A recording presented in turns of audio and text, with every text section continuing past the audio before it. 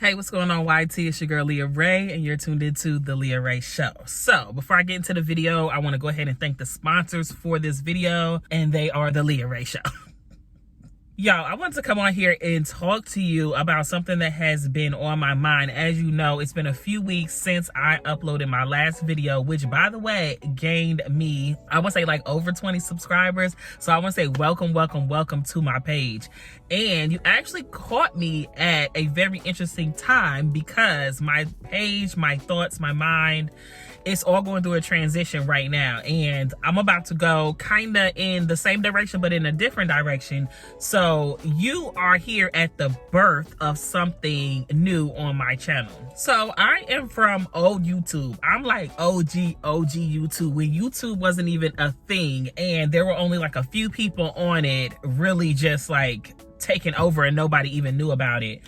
And I came on YouTube, and I remember the first person I started watching on YouTube was CK68, and she used to get on there and just talk her mess, just sit in front of the camera. I remember her making like a background with shopping bags that she got from various stores. You know, Victoria's Secret was heavy back then, and you know, literally just DIY'd the background. And she used to get on there and do her hair and show us how to do like acrylic nails, because she had been doing her acrylic nails at her house or at home for like years and years and years. Fun fact, she is the one who brought acrylic nails and the application process home for me. And ever since I saw her doing her nails, I think it was in her garage at the time, and just the things she was saying and how she was going about, I've been good on acrylic nails. I've learned a lot of things from her. I saw her do her quick weaves. She was into beauty. She was the stay ready so you ain't got to get ready. That was the first person I heard say this. We're talking about years and years ago. Go look at my bio and see how long I've been on YouTube. She was the first person I subscribed to. I used to watch her all the time, and that was my first subscriber. She subscribed to me, and I remember being so excited about it, and she had nothing but positive things to say about me. That's all anybody was doing on YouTube back in the day, just kind of getting on there and talking and showing you my hair, showing you my nails, showing you my makeup. Makeup was very heavy back then. That's actually how I got into makeup. And I was like, I want to do this. Like, I am the type of person who enjoys being in front of the camera. And if somebody was paying attention to me when I was younger, they would have realized that I always had a camera in my hand. I remember years and years ago sending people that I know random pictures that I had taken of them, of their kids. And they'd be like, how did you get that picture? You had that picture? I'm like, I took that picture. Okay, because ever since I was little, I had a camera in my hand and I was always taking pictures. And then if you go back to my childhood, back, every time they would record me, they being my parents, you know, because they had like the camcorder back in the day with the tape in it. When that camera got on me, I came to life, okay? And like I said, and this is the reason why I said what I said, if somebody was paying attention to me back then, they would have noticed that I always had a camera in my hand. And maybe they could have pushed me in the direction towards my passion, which I have realized in my adult years is my passion. I absolutely love the camera, taking pictures, filming myself, filming things. Absolutely love it. So here we are in 2024, and again, like I said, I started in YouTube years and years ago, and just like the times change, YouTube changed. So if I think back to like the 90s, right, I remember a time before like the internet and computers and after. And not that they weren't around, because my mother worked on one of the first computers that were ever made, like back in the day or whatever. But I'm talking about like what we have in our homes today. I can't remember if we had a gateway or whatever the case may be, but AOL had just came out and you had to dial in. Remember the noise it used to make? And you could get online and you could look up stuff and you could get in chat rooms, and that became so addictive, right? We used to live to get on the chat room, to the point where my mom and our dad had to tell us, yo, it's time to get off the computer, right?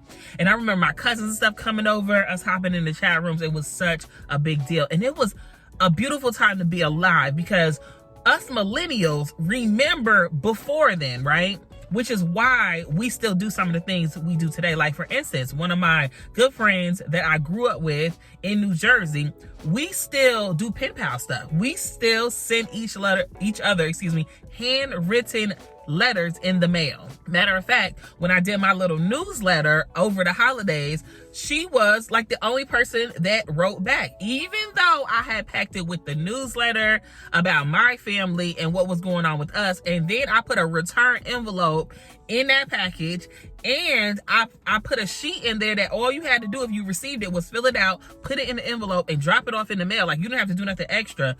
She was the only one that responded, y'all.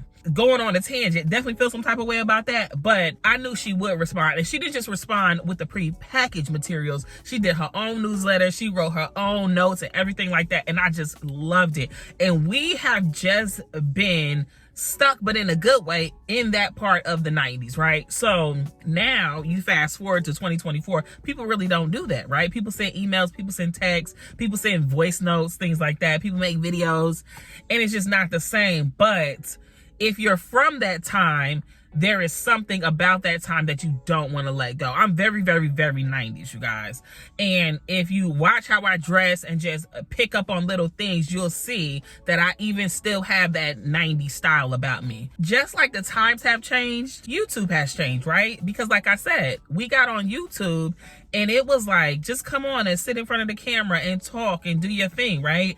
And it didn't matter what the thumbnail looked like. It didn't matter that the quality of the video wasn't that great, because we were all kind of in the same place together. And then things started to change. People started to switch to cameras. Our phones got better. And then it was like, you just can't put out anything that you have to put out like a better product. So we're not doing trash thumbnails no more. We're not doing grainy thumbnails. We're actually, first of all, we're actually taking thumbnails. And second of all, they better be of some quality, right? So that was the next thing. As the phones got better, it was like, oh, you could do 720. Oh, you could do 1080. Oh, you could do 4K. And then it was like, your titles, say something catchy in your titles, because those matter now, right?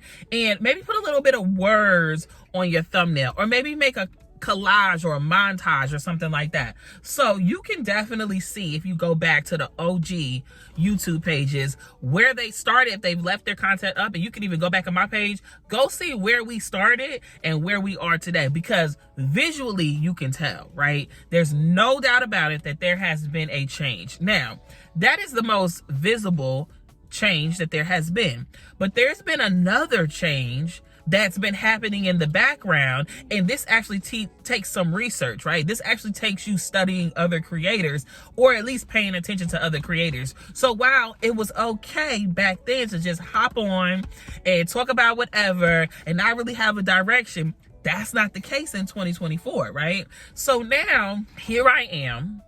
And for a lot of years doing YouTube, I just thought of it as something that it was fun to do, something I just was passionate about and love to do in my pastime. And not only am I a creator, but I'm a consumer as well. Like, I really, really love this whole idea of creating content, right? And consuming content. So I could see all the visible changes, but it was the ones that were taking place as far as the type of content that was being put out there that was happening, but it wasn't as evident. And I didn't catch that change. It was crazy, because it's like you see it. It's almost like when you see something, but you can't quite put your finger on what it was. And it only became evident recently, right? Let's talk about the visuals, okay? Now, because I'm gonna go to my page now and I'm gonna talk about the visuals, because this was something physically that changed that I didn't quite catch on to. And then when I caught on to, I was like, I don't really know how to do it, right? So it is the aesthetics. Now you got to be on a vibe. Now your page got to be aesthetically pleasing. And I'm not talking about like for fun pages. I'm talking about if you actually have a page that you want to grow and you want to go somewhere, right? Aesthetics is a big thing. It needs to be cohesive. You know, you need to have a theme. You need to have a vibe, whatever you want to call it. And I was like, dang, my page kind of just looks like a vision board. When you think about a vision board, and most people's vision boards have just a montage collection of things, it's just kind of all over the place. And when I looked at my YouTube page in my research and thinking about this, I was like, that's how my page look. It is just like a montage of things, just a collection of things. There's no theme. You can't really tell what's going on. It's just videos. It's just videos. It's just videos, right? So I was thinking about that, and I was like, I gotta change that. But I didn't really know how to change that, right? And I didn't know, how do you create an aesthetic? What app do I have to download? Because all these people's photos, they all look the same. They're all color-coded, whatever theme they got going on. And I really didn't know how to do that, right? So I reached out to somebody who I knew how to do that. And anytime me, as somebody who's about to be 42 years old this year, wants to learn how to do something that the new age is doing, you got to reach out to the new age. So I do have some younger friends. I hit him up and I was like, yo, I have to figure out how to get this aesthetic. But I wasn't really ready, right? Because I also did not know which direction I wanted my page to go in. And I've been struggling with this for years, right? Because I'm a creative person and I'm into a lot of things. I like to do a lot of things. But I just didn't know what I wanted to like niche down in. And you know, there's people out there who feel a certain way about niches. But let me tell you something. The proof is in the pudding. You have to niche down. And I'm going to explain what I mean in a second. So I knew that I had to do something with aesthetics, but without a direction on my page, I was like, the aesthetic don't even matter, because what are we pasting together? It should be cohesive. It should flow. But if my page and my content isn't flowing, it's like, what is really happening, right? I tried some things and I thought about some things, and people would give me advice because, you know, I can't do makeup. You know, I got advice about doing makeup. I've got advice about doing hair. I've gotten advice about doing nails, because all these things I can do and I am good at, right? But every time I tried to fix my brain around those things and niching down on those things, even people told me to do stuff surrounding education, because I'm an educator. I could not. This has been years in the making. I could not bring myself to niche down to those things. I've tried. You see me do hair videos. You've probably seen me do nail videos back in the day. You've seen me do makeup videos. I have done some videos about education, teacher stuff, and never sat right in my spirit to niche down and make that what my channel was about. So I'm not a rush decision type person. I really like to give myself time for God to bring me an answer. It's literally taking years, you guys, of me just being in what I feel like is limbo. Because if you knew me back then and you talked to me years and years ago deeply about my YouTube page, you would know that I was saying something's gonna change. Something's gonna change. I don't know what it is. I'm in this period where something is going to change. And this happened, I remember I was still in my old school district. It was some things that I put into place, Adrian and I put into place, because I knew something was gonna take a shift.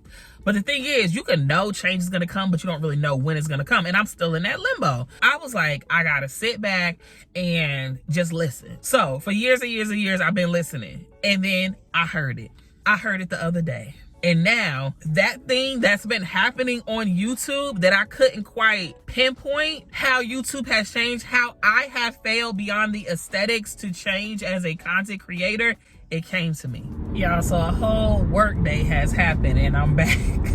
But I wanted to finish what I was talking about. So the thing that has changed that I failed to change at was in 2024. Really, I think I learned this in 2023, like at the end of 2023. It's all about the journey. And listen, you don't have to agree with me, but I know what research I've done. I know what YouTubers I've looked at, which is just like a plethora. And one thing that lifestyle channels, vlog channels, whatever you want to call it, have in common is that they're always on a journey. And the journey is their niche. So for instance, with some of these family vlog channels that I tune into, I notice their family is always doing something. I'm not saying necessarily they're going to Disney World and then they're going to some other theme park and then they're at the beach and they're at vacations or something like that every single weekend. But they are always doing something, like as a family, like we're going shopping as a family and we're doing this and we're doing that. And today it's gonna be, you know, everybody's cleaning up or whatever, but it's always something centered around the family. I watch natural hair channels. And that's a journey in itself, because that's a never-ending journey, right? So the journey is the family. Now, I watch some girls that do natural hair, and they have also started to dabble in vlogs and, you know, kind of change the direction of their channel. And now they're doing lifestyle content, vlogs and stuff like that. However, in every single video, you will always see or hear something about that hair, because at the end of the day, the underlying theme is their hair, and they're on a hair journey. How can I make my hair better? How can I make it healthier? How can I make it longer? How can I make it stronger? I'm gonna color my hair. I'm gonna do this style. It's all embedded within the vlog. So that is their journey. You have some people who do lifestyle content but are really into home decor. And every time they're going somewhere or doing something or talking to you, at one point in their vlog, they're going to say something about their decor. Maybe it's something new they bought. Maybe they're taking you with them to Home Goods or wherever you shop for decor at. Nonetheless, there is going to be something about decor, because their journey on their channel is home decor and getting their house how they want to get it. I watched another lady, which she stopped actually making vlog content, which made me sad, but she was a vlogger. She made lifestyle content, but she also played the harp. So she would be talking about, you know, regular vlog stuff, but there was always something about a harp. So all these channels have this underlying theme about them, which I call the journey. In 2023, 2024, you have to be on some type of journey. If you want your channel to grow, okay, you have to be on some type of journey, which is why I think that certain videos that I've done have done really well, because it showed kind of like what journey I was on, and there was a hope for more, right? So if you look at some of my fashion content that I did in comparison to some of my just random vlogs, you'll notice that I have more views on those, because that's a journey, right? Fashion is a journey. I said all that to say, once again, it's all about the journey, and that is what I have lacked on my channel. And I'm smiling because, like, when you have a revelation about something, it's exciting. It took me a long time to figure out, and I'm gonna tell you now, some people haven't figured it out yet, because some people are still complaining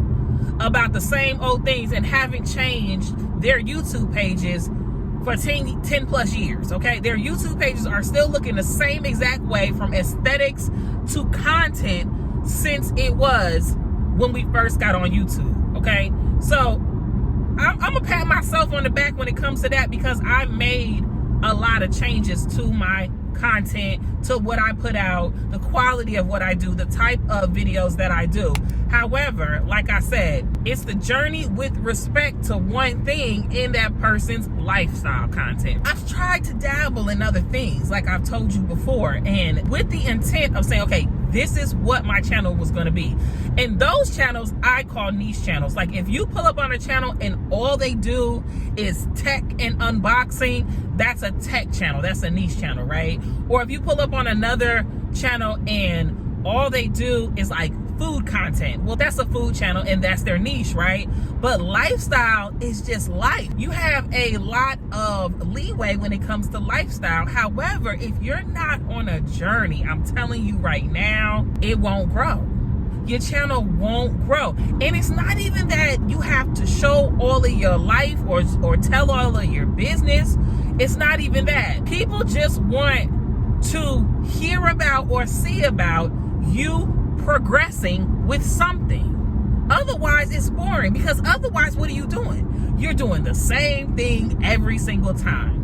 You're going to Target and you're going to pick up your coffee from Starbucks, and you're straightening up at the house, and then you're showing me your outfit of the day. But in reality, everybody's on some sort of journey within their life. Some show it, some don't. And I was a part of the crew who did not show it. And you may think that I did, but I'm here to tell you I did not. There are things that are a part of my everyday life that are actually my journey through life that I've only given you the tip of the iceberg. And it's not about me coming on here and telling my business, because that's just not what I'm going to do. But I can let you in a little bit more. So that's what I plan to do.